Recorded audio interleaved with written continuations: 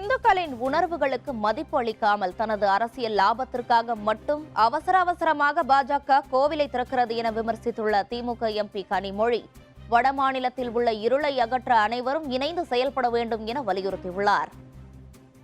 கருப்பு சிவப்பு இருக்கிறது இந்த கொடியிலே. கருப்பு பொருளாதாரத்திலே இருக்கக்கூடிய இருண்ட நிலையை காட்ட இருக்கக்கூடியது.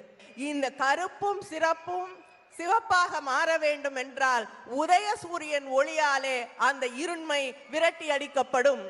ஒரு கோயில முழுசா கட்டி முடிக்காம திறக்க கூடாது. ஏன்னா கட்டி முடிக்காத கோயிலை திறக்க கூடாது என்பது இந்து மதம்.